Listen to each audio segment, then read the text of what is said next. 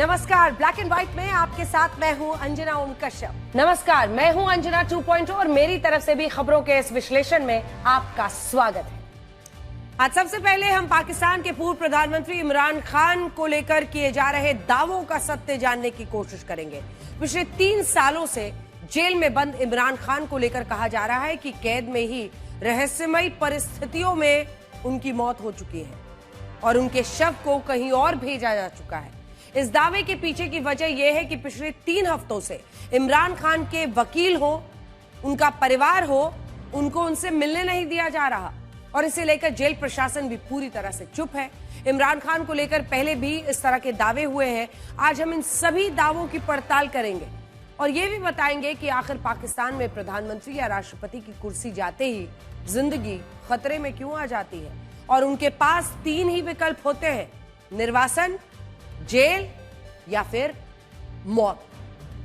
इसके बाद आपको बताएंगे कि राम मंदिर का निर्माण पूर्ण होने के बाद अभी भी वो कौन लोग हैं जो शांत माहौल में तनाव पैदा करना चाहते हैं। एक तरफ पाकिस्तान का मीडिया राम मंदिर के खिलाफ जहर उगल रहा है और दूसरी तरफ भारत में कुछ लोग हैं जो बाबरी के नाम पर लोगों को बरगलाने, उकसाने की कोशिश कर रहे हैं। पश्चिम बंगाल के मुर्शिदाबाद जिला, जहां पर कई जगहों पर ऐसे पोस्टर्स लगा दिए गए हैं जिन पर लिखा है कि वहां 6 दिसंबर को, वही तारीख जब विवादित ढांचा गिरा था, वही 6 दिसंबर को बाबरी मस्जिद की नींव रखी जाएगी। सिर्फ मस्जिद नहीं, बाबरी मस्जिद कहा जा रहा है। इसके बाद आपको सोशल मीडिया प्लेटफॉर्म एक्स के नए फीचर के बारे में बताएंगे, जिसने देश विरोधी बातें लिखने वाले और आपत्तिजनक पोस्ट डालने वाले यूजर्स में खलबली मचा दी। अब एक्स ने यूजर्स से जुड़ी कुछ जानकारी सार्वजनिक कर दी है, जैसे कि कोई अकाउंट कहां से ऑपरेट कर रहा है, जगह क्या है, लोकेशन। इस वजह से तमाम लोगों की विश्वसनीयता सवालों के घेरे में आ गई है। और मेरी एआई वर्जन, आज आपके पास कौन सी खबर है? आज मैं एथलीट्स का गढ़ कहे जाने वाले हरियाणा से ऐसी तस्वीरें दिखाऊंगी जहां सिस्टम ने 2 होनहार खिलाड़ियों की जान ले ली। ये दोनों ही बास्केटबॉल प्लेयर थे जिनके ऊपर बास्केटबॉल का पोल गिर गया और उनकी मौत हो गई। लेकिन आज की सबसे बड़ी खबर पाकिस्तान से आ रही है, जहां पूर्व प्रधानमंत्री इमरान खान को लेकर कई तरह के दावे हो रहे हैं और यह कहा जा रहा है कि पाकिस्तान की अडियाला जेल में उनकी रहस्यमयी परिस्थितियों में मौत हो गई है। जानकारी तो यह भी आ रही है, लोग कह रहे हैं कि उनके शव को इस जेल से कहीं और भेज दिया गया है। हालांकि हमने इमरान खान की पार्टी के नेताओं से बात की है और वो इन दावों को गलत बता रहे हैं और इस वक्त इमरान खान को लेकर पूरे पाकिस्तान में हुए जो एक सस्पेंस है वो बना हुआ है। वजह क्या है? इस सस्पेंस का बड़ा कारण यह है कि रावलपिंडी में अडियाला जेल के अधिकारी इमरान खान की बहनों को उनसे मुलाकात करने की इजाजत नहीं दे रहे और यह भी तब जब निचली अदालत ने अपने फैसले में कहा कि इमरान खान हफ्ते में एक बार अपने परिवार हो, वकील हैं, उनसे मुलाकात कर सकते हैं। लेकिन इसके बावजूद पिछले 3 हफ्तों में इमरान खान को किसी से मिलने नहीं दिया गया, किसी ने उन्हें देखा नहीं है और कई धरने, विरोध प्रदर्शन के बाद भी अडियाला जेल का प्रशासन इमरान खान को लेकर चुप्पी साध कर बैठा है। इमरान खान की तीनों बहनें पिछले 3 हफ्तों से रावलपिंडी में धरना दे रही हैं, 3 हफ्तों से। और कल भी अडियाला जेल के पास काफी हंगामा हुआ। लेकिन सोचने वाली बात यह है कि अब भी कोई नहीं जानता कि इमरान खान के साथ हुआ क्या और वो जेल में है या नहीं। पीटीआई के समर्थक हो, परिवार के लोग हैं, वहां पर मौजूद है। अब मैं आपको जरा बड़ी स्क्रीन पर दिखाती हूं कि इमरान खान को लेकर ये तमाम, क्या ये वाकई सिर्फ अफवाहें हैं या इस मामले में कुछ सच्चाई है। इमरान खान की मौत का दावा सोशल मीडिया पर सबसे पहले किसने किया था, क्योंकि हमने पड़ताल की कि आखिर ये अफवाहें इमरान खान को लेकर, उनकी जिंदगी को लेकर कौन कर रहा है। तो सबसे पहले ब्रेकिंग न्यूज जो है वो सामने आई अफगानिस्तान टाइम्स की वजह से। जब एक्स पर हमने अफगानिस्तान टाइम्स के पोस्ट को देखा, इसमें लिखा क्या है कि अडियाला जेल में इमरान खान की रहस्यमयी परिस्थितियों में हत्या हो गई, उनके शव को जेल से बाहर कहीं और ले जाया गया है। जूम इन कीजिए, सबसे ऊपर आपको दिख रहा है अफगानिस्तान टाइम्स का ये पोस्ट है। सबसे ऊपर अफगानिस्तान टाइम्स का ये वेरीफाइड पोस्ट है जिसमें ये लिखा गया कि उनकी हत्या कर दी गई है मिस्टीरियसली किल्ड, यानी बहुत आशंका के बीच में उनकी हत्या कर दी गई है और उनके शव को जेल से बाहर भी पहुंचा दिया गया है। उसमें लिखा है, हिंदी में पढ़िए, अडियाला जेल में इमरान खान की रहस्यमयी परिस्थितियों में हत्या, ये वर्ड, हत्या कर दी गई और उनके शव को जेल से कहीं और ले जाया गया है।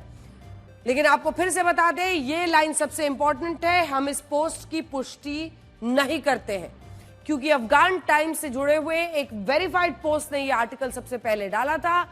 इस एक्स हैंडल के पास ब्लू टिक जरूर है, लेकिन अब भी इस बात की पुष्टि होनी बाकी है कि अफगानिस्तान टाइम्स का ही अकाउंट है या कोई फर्जी अकाउंट है। लेकिन यहीं से अफवाहों का बाजार गर्म हो गया।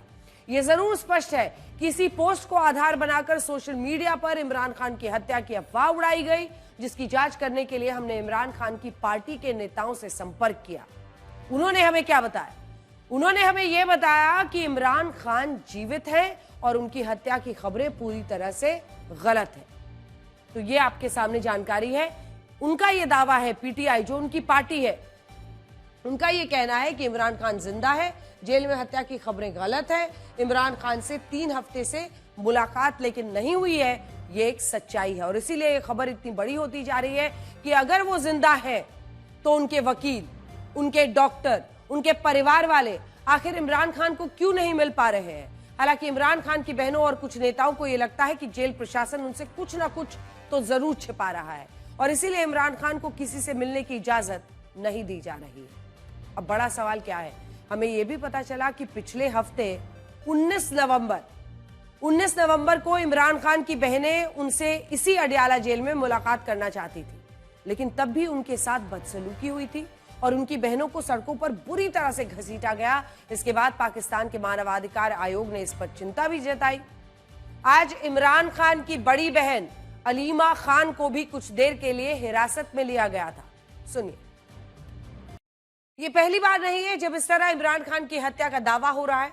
खुद इमरान खान कई बार पाकिस्तान की अदालतों में कह चुके हैं कि उन्हें शहबाज शरीफ की सरकार जेल के अंदर जान से मारने की साजिश रच रही है।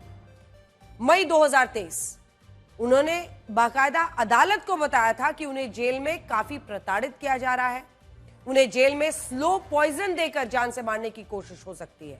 उस वक्त उन्होंने अदालत में मकसूद चपरासी नाम के एक व्यक्ति का भी जिक्र किया था। यह व्यक्ति पाकिस्तान के प्रधानमंत्री शहबाज शरीफ और उनके परिवार के खिलाफ मनी लॉन्ड्रिंग के एक मामले में प्रमुख गवाह था, जिसकी हार्ट अटैक से मौत हो गई थी। और इमरान खान का आरोप यही है कि शहबाज शरीफ के परिवार ने स्लो पॉइजन, यानी ऐसा जहर जो धीरे धीरे शरीर पर असर करे, ऐसे स्लो पॉइजन देकर उसकी हत्या कराई थी और इसी तरह उनकी भी हत्या हो गई। बड़ी बात यह है कि पाकिस्तान में राजनीतिक खून खराबे का एक लंबा इतिहास है और वहां पूर्व प्रधानमंत्रियों की कई बार इसी तरह से हत्या हुई है, उन्हें जेल में बंद करके रखा गया है। जनवरी 1962 में पाकिस्तान के 5वें प्रधानमंत्री हुसैन शहीद सुहरावर्दी को देश विरोधी गतिविधियों में गिरफ्तार कर लिया गया था और ऐसा इसलिए हुआ क्योंकि वो पाकिस्तान की सेना के खिलाफ हो गए थे। पाकिस्तान की सेना के खिलाफ होना मतलब जेल, मतलब बुरी से बुरी परिस्थितियों की आशंका। सितंबर 1977 में पाकिस्तान के 9वें प्रधानमंत्री जुल्फिकार अली भुट्टो को उनके राजनीतिक विरोधी अहमद खान कसूरी की हत्या की साजिश के आरोप में गिरफ्तार किया गया और बाद में 4 अप्रैल 1979 को उन्हें फांसी दे दी गई। जुल्फिकार अली भुट्टो की बेटी बेनजीर भुट्टो, जो लोग इस पीढ़ी के हैं उनको याद होगा ये तस्वीरें जिसने पूरे पाकिस्तान को, भारत को झकझोर दिया था, क्योंकि कोई ये कल्पना नहीं कर सकता था कि दिन दहाड़े इस तरह से किसी की हत्या। जुल्फिकार अली भुट्टो की बेटी बेनजीर भुट्टो पाकिस्तान की पहली महिला प्रधानमंत्री थी, जिन्हें साल 1986 में सरकार की निंदा करने के लिए गिरफ्तार किया गया था और इसके बाद 27 दिसंबर 2007 को संदिग्ध परिस्थितियों में बेनजीर भुट्टो की हत्या हो गई थी। तस्वीरें आपके सामने हैं। वो एक रोड शो कर रही थी और इसी दौरान उन पर इस तरह का हमला हुआ था। पाकिस्तान के पूर्व प्रधानमंत्री नवाज शरीफ को भी सितंबर 2007 में जनरल परवेज मुशर्रफ की सरकार के दौरान 10 साल के लिए निर्वासित कर दिया गया था और साल 2018 में जब इमरान खान पाकिस्तान के पीएम बने थे, तब उन्होंने भी भ्रष्टाचार के एक मामले में नवाज शरीफ हो उनकी बेटी मरियम नवाज हो, उनके खिलाफ जांच शुरू कराई थी, जिसमें नवाज शरीफ और मरियम नवाज को 10 साल जेल की सजा हुई थी। ये तरीका है उनका। और कहते हैं कि जब शरीफ परिवार पाकिस्तान की सत्ता में लौटा, तब उसने भी सेना की मदद से इमरान खान से बदला लेना शुरू किया और अब पिछले 3 साल से इमरान खान पाकिस्तान की जेलों में बंद है और उन्हें लेकर भी यही डर है कि सरकार जेल में उनकी हत्या करा सकती है। आप नवाज शरीफ का ये बयान सुनिए, जिसमें वो ये कह रहे हैं कि इमरान खान को सत्ता में लाने के लिए पूर्व सेना प्रमुख जनरल कमर जावेद बाजवा भी जिम्मेदार थे और उन्हें भी माफ नहीं किया जा सकता। सुनिए, नवाज शरीफ के इस बयान से इतना तो साफ है कि पाकिस्तान में बिना सेना के कोई भी पार्टी सरकार नहीं चला सकती। अब भी शहबाज शरीफ जो सरकार चला रहे हैं, उसके पीछे सेना प्रमुख जनरल आसिम मुनीर का ही पूरा समर्थन है और इसीलिए शहबाज शरीफ को क्या कहा जाता है, बूट पॉलिश प्रधानमंत्री। बूट पॉलिश मतलब जनरल के वो बूट को पॉलिश करते हैं अपने हाथों से। वैसे आज अगर इमरान खान और उनकी पत्नी बुशरा बीबी पिछले 3 साल से जेल में बंद है, तो इसके पीछे शरीफ परिवार के साथ जनरल आसिम मुनीर की भी एक कहानी है जो किसी वेब सीरीज से कम नहीं है। पाकिस्तान की मीडिया के मुताबिक इमरान खान की तीसरी पत्नी बुशरा बीबी पर काला जादू करने के आरोप लगते रहे हैं और ऐसा भी दावा किया जाता रहा है कि इमरान खान ने बुशरा बीबी से सिर्फ प्रधानमंत्री बनने के लिए ही निकाह किया था।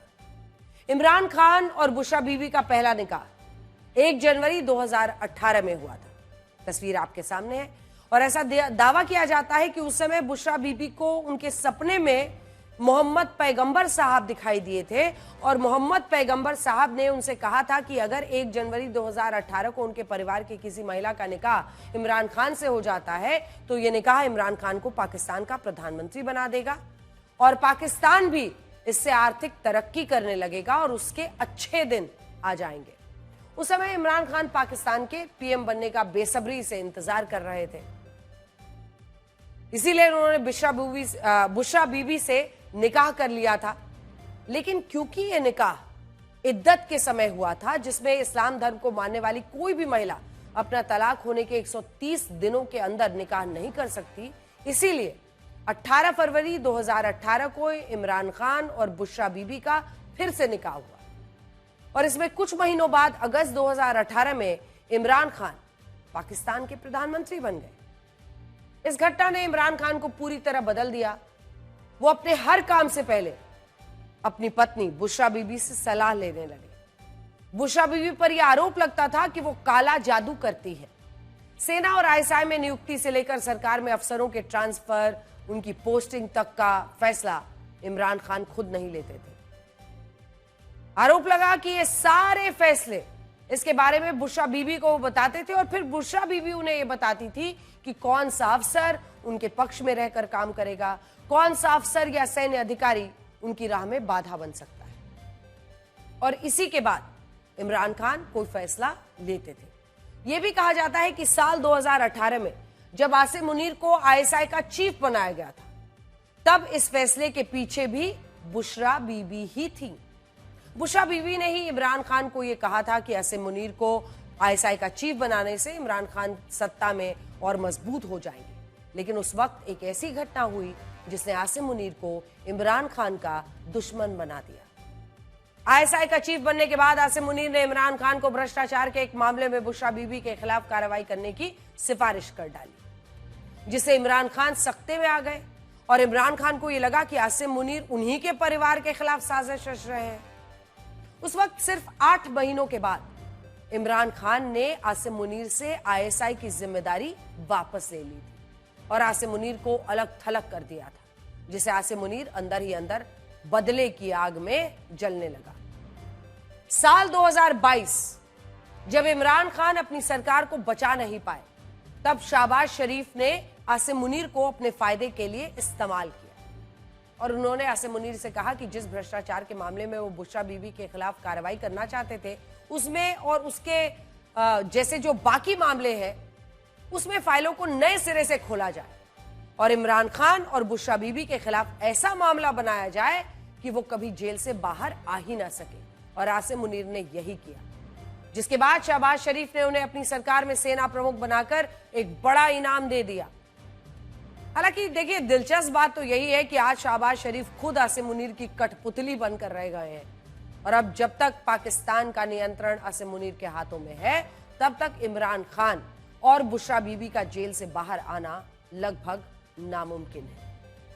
आज इमरान खान के खिलाफ कुल 186 आपराधिक मुकदमे चल रहे हैं, 186, जिसका मतलब यह है कि अगर इमरान खान को किसी मामले में जमानत मिल भी जाती है तो वो बाकी मामलों की वजह से हमेशा जेल में रहेंगे और यही हाल उनकी पत्नी बुशरा बीबी का भी बना हुआ है। बुशरा बीबी को भी कई मामलों में गिरफ्तार कर लिया गया है और जनवरी 2024 से लेकर उन्हें 2 बार जमानत मिल चुकी है, लेकिन बाकी मामलों की वजह से आज भी जेल में बंद है और आसिम मुनीर इमरान खान और बुशरा बीबी से जमकर बदला ले रहे हैं। आज आपको इमरान खान का साल 2022 का वो बयान भी सुनना चाहिए जब सरकार गिरने के बाद उन्होंने भारत की विदेश नीति की तारीफ कर दी थी और विदेश मंत्री एस जयशंकर का एक बयान सुनाते हुए ये कहा था कि भारत वही करता है जिसमें उसका फायदा होता है, जबकि पाकिस्तान वो करता है जिसके लिए उस पर दबाव बनाया जाता है। सच कभी कभी मुश्किल घड़ी में निकल ही जाता है पाकिस्तान के नेताओं की जुबानी। सुनिए, पाकिस्तान की सरकार अयोध्या के राम मंदिर को लेकर नफरत फैलाने में लगी हुई है और अब पाकिस्तान ने एक नए प्रोपेगेंडा की दुकान खोल दी है। कल अयोध्या के राम मंदिर में धर्म ध्वजा की स्थापना हुई। पाकिस्तान के विदेश मंत्रालय ने लंबा चौड़ा बयान जारी किया और ये कहा है कि ये मुस्लिम विरासत को मिटाने की कोशिश है, भारत में अल्पसंख्यकों को दबाया जा रहा है। मैं आपको बड़ी स्क्रीन पर ये बयान पढ़कर बताती हूं जो पाकिस्तान की तरफ से प्रोपेगेंडा की तरह इस्तेमाल किया जा रहा है, क्योंकि पाकिस्तान लगातार ये कोशिश करता है कि जब भी इस तरह की कोई बात हो तो वो हिंदू मुस्लिम मतभेद फैलाने के लिए इसका इस्तेमाल करे। पाकिस्तान विदेश मंत्रालय का पत्र है जिसमें वो ये लिखते हैं, अंग्रेजी वाला हिस्सा यहां पर है जिसमें उन्होंने जारी किया है, हिंदी में पढ़ के सुनाते हैं। पाकिस्तान ने अयोध्या में ऐतिहासिक बाबरी मस्जिद पर बने तथाकथित राम मंदिर तो जूम इन कीजिए, तथाकथित राम मंदिर पर झंडा फहराए जाने पर गहरी चिंता जताई है। सदियों पुरानी इबादत की जगह बाबरी मस्जिद को 6 दिसंबर 1992 को फांसीवादी विचारधाराओं से प्रेरित चरमपंथी भीड़ ने ध्वस्त कर दिया था।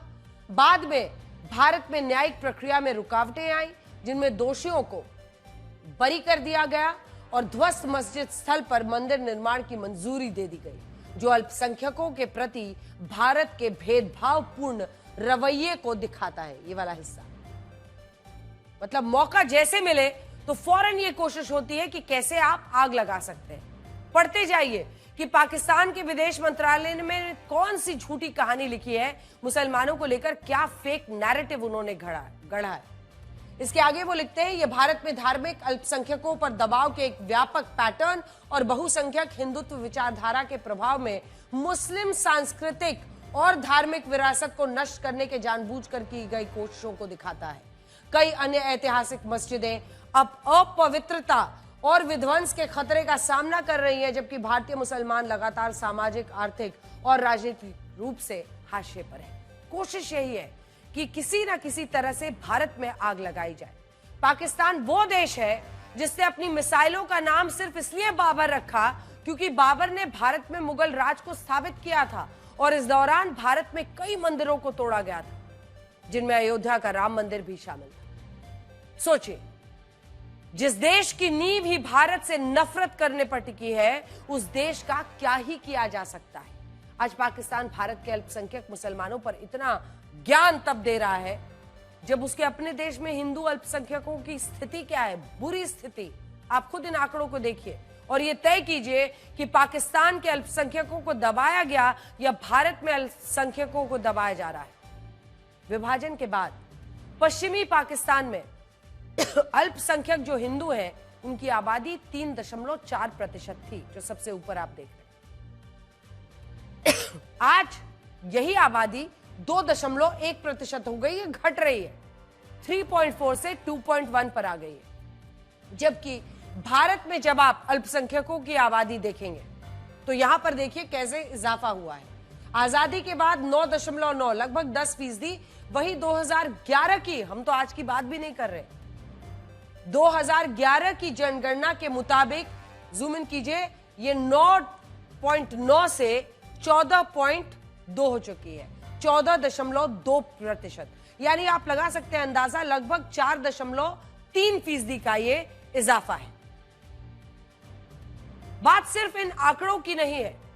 भारत में मुस्लिम समुदाय के नेता राष्ट्रपति रहे हैं, उपराष्ट्रपति रहे हैं, सुप्रीम कोर्ट के मुख्य न्यायाधीश रहे हैं, राज्यपाल रहे हैं, मुख्यमंत्री रहे हैं, भारतीय क्रिकेट टीम के कप्तान रहे हैं। आप बॉलीवुड को देखेंगे तो शाहरुख खान, सलमान खान, आमिर खान जैसे अभिनेताओं को इस देश के लोगों ने बहुत प्यार दिया। और भारत में कुछ अपवादों को छोड़कर हिंदू और मुसलमान हमेशा साथ आगे बढ़े, लेकिन पाकिस्तान हमेशा झूठ फैलाता है। और अब भी राम मंदिर पर उसकी नफरत वाले इस बयान में साफ सब कुछ दिखाई दे रहा है। भारत के विदेश मंत्रालय ने भी इसका कड़ा विरोध जताया। ने रिपोर्ट किए गए बयानों को देखा है और उन्हें उसी अवमानना साथ खारिज करते हैं जिसके वो हकदार हैं। एक ऐसे देश के तौर पर जिसका अपने अल्पसंख्यकों के दमन, कट्टरता और व्यवस्थित बुरे बर्ताव का गहरा दागदार रिकॉर्ड है, पाकिस्तान के पास दूसरे को लेक्चर देना यानी उपदेश देना का कोई नैतिक अधिकार नहीं है। खोखले उपदेश देने के बजाय या पाखंडी उपदेश देने के बजाय पाकिस्तान के लिए बेहतर हुआ कि वो अपने अंदर झांके और अपनी जो उनके मानवाधिकार का जो रिकॉर्ड है, खराब रिकॉर्ड है, उस पर ध्यान दे। एक तरफ पाकिस्तान की सरकार राम मंदिर को लेकर प्रोपेगेंडा चला रही है, दूसरी तरफ पाकिस्तान के मीडिया को भी इस धर्म ध्वजा से बहुत तकलीफ हुई है। पाकिस्तान के पत्रकार कैसी कैसी दलील दे रहे हैं। एक तरफ पाकिस्तान की सरकार, पाकिस्तान का मीडिया राम मंदिर के खिलाफ भर भर के जहर उगल रहा है। दूसरी तरफ हमारे अपने देश भारत में क्या हो रहा है वो भी आज आपको देखना चाहिए। पश्चिम बंगाल के मुर्शिदाबाद जिले में अलग अलग जगहों पर ऐसे पोस्टर्स लगाए गए हैं जो आप देख रहे हैं इस वक्त स्क्रीन पर। लिखा क्या है? 6 दिसंबर को मुर्शिदाबाद के बेलडांगा इलाके में बाबरी मस्जिद की नींव रखी जाएगी। 6 दिसंबर ही क्यों? समझिए, अगले 3 सालों में इस मस्जिद का निर्माण पूरा हो जाएगा। आखिर क्यों? इस बाबरी मस्जिद को मुख्यमंत्री ममता बनर्जी की टीएमसी पार्टी के बागी विधायक हुमायूं कबीर द्वारा बनवाया जा रहा है, जो ये कह रहे हैं कि अयोध्या में बाबरी मस्जिद के स्थान पर राम मंदिर का निर्माण होने से मुस्लिम समुदाय के लोग खुश नहीं हैं और अब वो मुर्शिदाबाद, पश्चिम बंगाल के मुर्शिदाबाद में एक नई बाबरी मस्जिद बनवाकर लोगों का दुख कम करेंगे। वो ये भी कह रहे हैं कि 6 दिसंबर को इस मस्जिद की नींव इसलिए रखी जाएगी क्योंकि इसी दिन साल 1992 में बाबरी मस्जिद के ढांचे को तोड़ा गया था। इस खबर को लेकर पश्चिम बंगाल में काफी राजनीति हो रही है और हम इस राजनीति में बिल्कुल नहीं जाना चाहते। हम बस आपको ये बताना चाहते हैं कि आज अगर अयोध्या की बाबरी मस्जिद की याद में पश्चिम बंगाल की अपनी बाबरी मस्जिद बनाई जा रही है तो यहां इस मस्जिद को बनवाने वाले लोगों को यह भी पता होना चाहिए कि अयोध्या में जिस बाबरी मस्जिद का निर्माण हुआ था उसके पीछे मंशा क्या थी, उसका उद्देश्य क्या था। मैं अपने साथ 2 सबसे पुरानी पुस्तकों के कुछ अंश लेकर आई हूं, जिनमें पहली पुस्तक का नाम है बाबरनामा और दूसरी का नाम है आईने अकबर, आईने अकबरी। तो सबसे पहले बाबरनामा मेरे हाथ में है। इनमें बाबरनामा मुगलों के पहले शासक जहीर उद्दीन बाबर की आत्मकथा है, जिसका साल 1922 में अंग्रेजी भाषा में अनुवाद हुआ था, जब भारत को आजादी भी नहीं मिली थी। सोचिए, इस पुस्तक के पेज नंबर 656 पर लिखा है, जो मेरे हाथ में इस वक्त मौजूद है, पेज नंबर 656, कि साल 1528 में मुगल शासक बाबर औध यानी अयोध्या आए थे और वहां एक हफ्ते तक रुके थे। इसी दौरान बाबर ने उस प्राचीन मंदिर को नष्ट कराया जो भगवान राम के जन्म स्थान को चिन्हित करता था और उसके स्थान पर बाबर ने मस्जिद बनवा दी जिसे बाबरी मस्जिद से जाना गया। इसी में 2 अभिलेखों का भी जिक्र है जो फारसी भाषा में लिखे गए थे और इनमें एक अभिलेख मस्जिद के अंदर मौजूद था, दूसरा अभिलेख मंच के पास मौजूद था और इन पर क्या लिखा था वो भी इसमें बताया गया है। ये देखिए, उर्दू में लिखा हुआ है।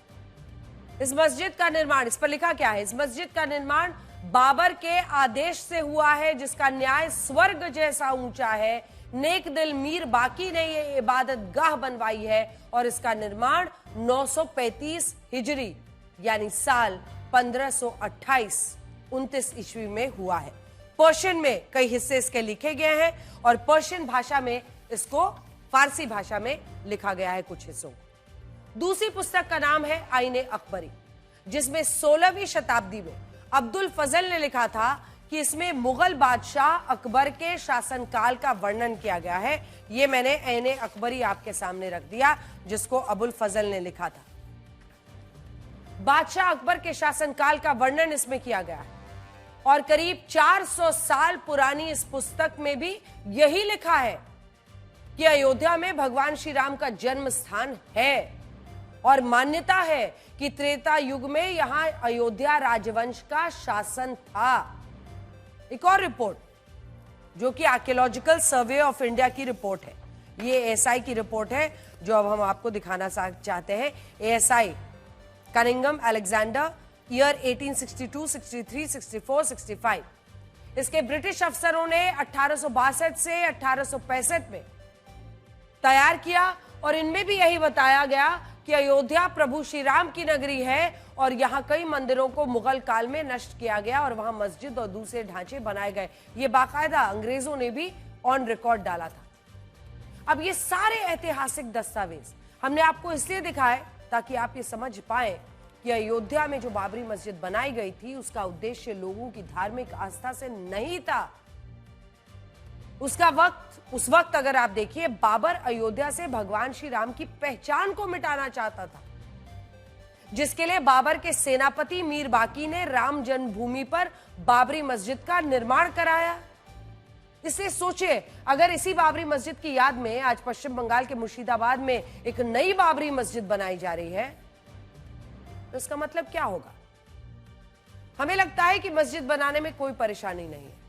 हमारा संविधान खुद नियमों के दायरे में हर नागरिक को अपने धार्मिक स्थल बनाने की इजाजत देता है, लेकिन सवाल तब उठते हैं जब उसी सोच पर एक नई बाबरी मस्जिद बनाई जाती है जिसका इतिहास भगवान श्री राम की पहचान को मिटाने से जुड़ा हुआ है। यहां आपको यह भी सोचना चाहिए कि मुर्शिदाबाद में ही यह बाबरी मस्जिद क्यों बनाई जा रही है, जहां इसी साल सांप्रदायिक दंगे हुए थे और इन दंगों के बाद कई हिंदू परिवारों को इस पूरे जिले से पलायन करना पड़ा था, दूर भागना पड़ा था। आप खुद सोचिए, जो जिला सांप्रदायिक रूप से इतना संवेदनशील है, सेंसिटिव है, जहां हिंदू अब अल्पसंख्यक हो चुके हैं, 33% तो वहां पर हिंदू हैं, 65% से ज्यादा मुस्लिम आबादी है, वहां इस तरह से अगर बाबरी मस्जिद का मुद्दा लाकर किस तरह की राजनीति हो रही है? क्या हमारे देश की धर्मनिरपेक्षता को इस राजनीति की जरूरत है? बंगाल को सबसे ज़्यादा मुस्लिम लोगों का आबादी है, यहाँ रहते हैं, तो इनको लिए जो अंदर में दुख है बाबरी मस्जिद तोड़ने का बाद, तो मैं इसीलिए अपना ख्याल से मेरा आया जो एक नया बाबरी मस्जिद बनाने का मुसलमान लोगों को वो जो दुख है 33 साल से, वो दुख उनका अंदर से हट जाएगी। आपको वापस पाकिस्तान लेकर चलते हैं, जो पूरी दुनिया में ये ढिढोरा पीटता है कि वो आतंकवाद से पीड़ित है, जबकि हकीकत यह है कि पाकिस्तान से बड़ा आतंकवादियों का माई बाप कोई नहीं है। आज मुंबई में हुए 26/11 हमले की 17वीं बरसी है और इस मौके पर हाफिज सईद के बेटे तलहा सईद की राजनीतिक पार्टी पाकिस्तान मरकजी मुस्लिम लीग ने मोहम्मद अजमल आमिर कसाब का एक नया पोस्टर जारी किया, आपके सामने है, और उसे योद्धा बताया है। इसके अलावा इस पोस्टर में कसाब के पीछे जलते हुए ताज होटल, जिसकी तस्वीर आप देख रहे हैं, ताज होटल को दिखाया गया है और इसमें यह भी लिखा है कि सभी काफिरों के लिए एक ही तारीख और एक ही संदेश 26/11। सोचिए, ये कितना बड़ा विरोधाभास है कि पाकिस्तान आज तक इस हमले में अपनी भूमिका होने से इनकार करता है, जबकि वहां नेशनल असेंबली का चुनाव लड़ने वाली हाफिज सईद की राजनीतिक पार्टी खुद 26/11 के आतंकवादियों का इस तरह से महिमा मंडन करती है, उनका पोस्टर्स जारी करती है, जलते हुए होटल दिखाती है। आज आप सबको यह भी सोचना चाहिए कि जिन आतंकवादियों ने इस हमले को अंजाम दिया, उसकी साजिश रची, उनका आखिर क्या बिगड़ा। हम आपको एक ऐसी दर्दनाक तस्वीर दिखाएंगे जिससे आप सोचने पर मजबूर हो जाएंगे कि क्या वाकई इस देश के युवाओं को एथलीट बनने और देश के लिए मेडल लाने के सपने देखने चाहिए। हरियाणा, जिसे सबसे ज्यादा मेडल लाने वाले खिलाड़ियों का प्रदेश माना जाता है, वहां एक हफ्ते में 2 बास्केटबॉल के जो खिलाड़ी थे, प्लेयर्स थे, उनकी बास्केटबॉल का पोल गिरने से मौत हो गई। बास्केटबॉल का पोल गिरने से मौत। आप भी जब इन तस्वीरों को देखेंगे तो आप भी यही कहेंगे कि यह हादसा नहीं, यह हत्या है। हरियाणा के रोहतक में अभ्यास करते वक्त बास्केटबॉल का पोल एक नेशनल प्लेयर के सीने पर गिर गया, जिससे 16 साल के हार्दिक राठी की मौत हो गई। हार्दिक उछलकर बास्केट रिंग में बॉल डालने का अभ्यास कर रहे थे। इस दौरान उन्होंने जैसे ही बास्केट रिंग को पकड़ा, बास्केटबॉल का पोल ही उनके सीने पर आ गिरा। इससे पहले हरियाणा के बहादुरगढ़ में 15 साल के बास्केटबॉल खिलाड़ी अमन के ऊपर पोल गिर गया और 2 दिन पहले उसकी भी जान चली गई। ये पोल कई साल पुराना और जंग खाकर लगभग गल चुका था। आखिर क्यों? इन तस्वीरों और घटनाओं से पता चल रहा है कि सबसे ज्यादा मेडल दिलाने वाले राज्य के प्रतिभाशाली खिलाड़ियों को कैसा इंफ्रास्ट्रक्चर मुहैया कराया जा रहा है। जिस मैदान में वो देश के लिए मेडल लाने के सपने को पूरा करने के लिए पसीना बहाते हैं, वहां उनकी जान लेने वाला इंफ्रास्ट्रक्चर खड़ा है। पोल जिसमें जंग लगी हुई है, जिसमें सब कुछ जर्जर हालत में है। इनके लिए बजट तो आता है, लेकिन कहां लगाया जाता है, ये जिम्मेदारी खेल अधिकारियों और संस्थाओं की होनी चाहिए। और आखिर क्यों इस तरह की मौत के बाद वहां के प्रशासन, वहां की तैयारियों, वहां पर जो भी जिम्मेदार है, उसके खिलाफ हत्या का मामला आखिर क्यों न दर्ज किया जाए। दावा किया जा रहा है कि रोहतक के जिस स्टेडियम में हार्दिक राठी की मौत हुई, वो 18 साल पहले सांसद कोटे से बना था और ये पोल भी तभी लगा था और शायद ये कभी बदला ही नहीं गया। स्टेडियम के लिए 20 लाख रुपए देने का भी दावा है। हालांकि सस्पेंड किए गए खेल अधिकारी का कहना है कि स्टेडियम उनके विभाग के अधीन नहीं था और इसका संचालन ग्राम पंचायत द्वारा होता है। यानी यहां भी कहानी गोल गोल करके घुमाई जा रही है, कोई जिम्मेदारी लेने को तैयार नहीं है। सोचिए, जब ये खिलाड़ी अपनी मेहनत के दम पर मेडल जीत लाते हैं तो यही सिस्टम अपनी वाहवाही के लिए सबसे आगे होता है। साथ आइए, फोटो खींचिए, सब जगह डालिए और सुर्खियां बटोरने के लिए लाखों करोड़ों के इनामों की बौछार कर दी जाती है, लेकिन सही समय पर खिलाड़ियों की सुविधा, खेल इंफ्रास्ट्रक्चर पर ध्यान नहीं देते। इन घटनाओं के बाद हरियाणा के खेल मंत्री ने दोनों जिलों के खेल अधिकारियों को सस्पेंड कर दिया है। हरियाणा के सभी 22 जिलों के स्पोर्ट्स ऑफिसर को जिले के खेल इंफ्रास्ट्रक्चर और सुविधाओं से जुड़ी पूरी जानकारी तलब किए जाने के भी आदेश दिए गए। अब हम आपको मध्य प्रदेश के रायसेन में हुए संघर्ष की तस्वीरें दिखाते हैं, जहां रेप के आरोपी की गिरफ्तारी ना होने को लेकर पुलिस और अधिकारियों में जमकर झड़प हुई है। गुस्साए प्रदर्शनकारियों ने पुलिस पर पथराव किया, जिसके बाद पुलिस की ओर से लाठीचार्ज हुआ, आंसू गैस के गोले दागे गए। यह संघर्ष इतना ज्यादा बढ़ गया कि इसे रोकने के लिए कई जिलों की पुलिस बुलानी पड़ी। मध्य प्रदेश के रायसेन में रेप की घटना को लेकर बवाल मचा हुआ है। आरोपी पर सख्त एक्शन को लेकर लोग सड़कों पर उतर आए और जमकर पथराव किया, जिसके जवाब में पुलिस ने लाठीचार्ज किया और आंसू गैस के गोले छोड़े। लोगों की नाराजगी रेप की घटना को लेकर है, जिसमें मासूम बच्ची से रेप का आरोपी सलमान 5 दिन बाद भी पुलिस की गिरफ्त से बाहर है। इस बवाल को लेकर 6 जिलों के 500 से ज्यादा जवानों को मोर्चा संभालना पड़ा। आरोपी की गिरफ्तारी ना होने से लोग नाराज थे। इस दौरान प्रदर्शनकारियों पर पुलिस की कार्रवाई ने लोगों को और आक्रोशित कर दिया और बवाल बहुत ज्यादा बढ़ गया, जिसे मुश्किल से काबू में किया जा सका। आपको हांगकांग से आई भयानक आग की तस्वीरें दिखाते हैं, जहां कई हाई राइज जो बिल्डिंग्स हैं, ऊंची इमारतें ऐसे जलने लगी जैसे ये कंक्रीट की इमारत नहीं बल्कि कोई जंगल हो। इस आग में कई लोगों की मौत हो गई।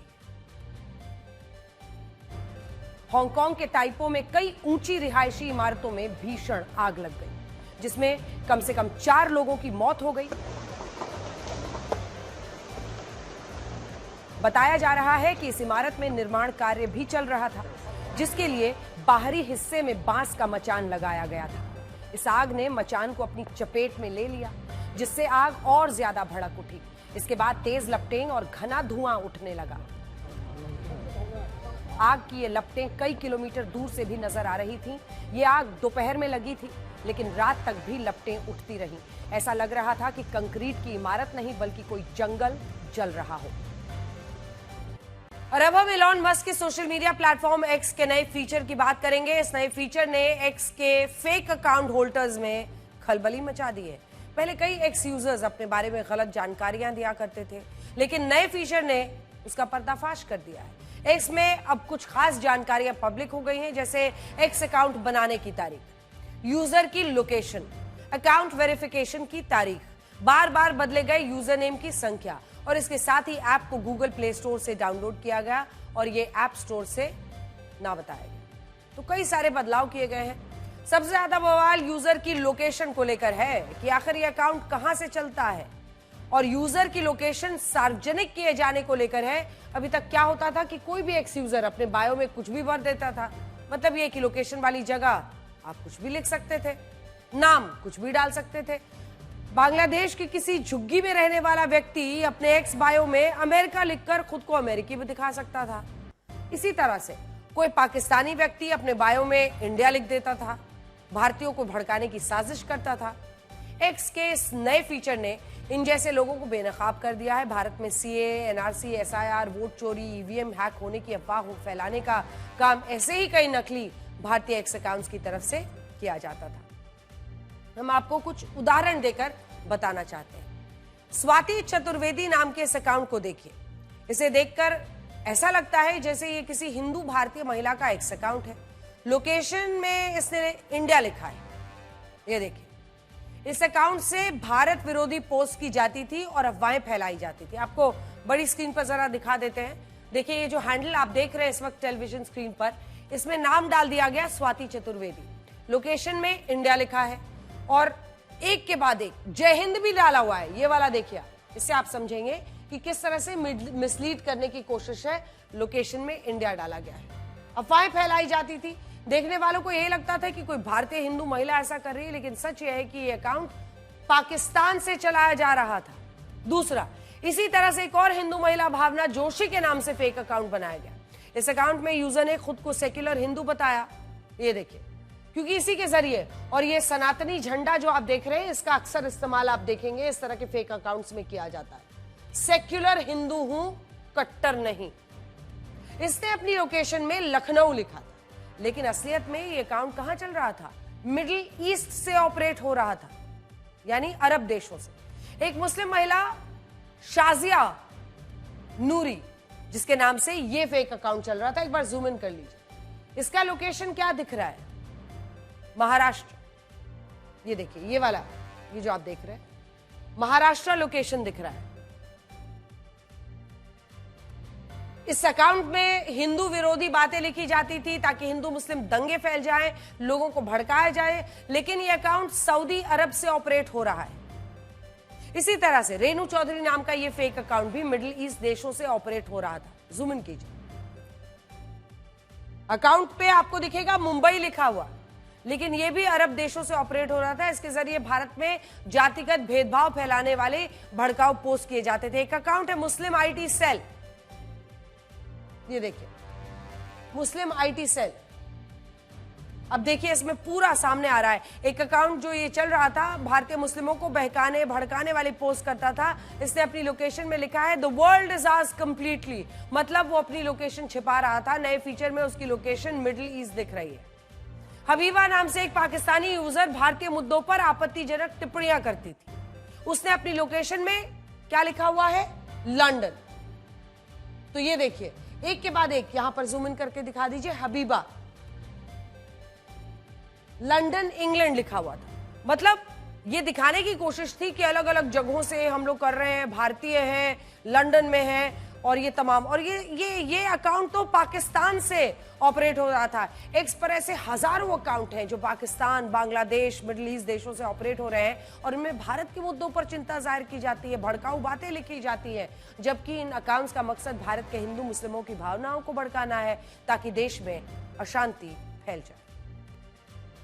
वक्त बदल गया है, अब सांप के दांतों से ज्यादा जहर इंसान की बातों में है। नमस्कार।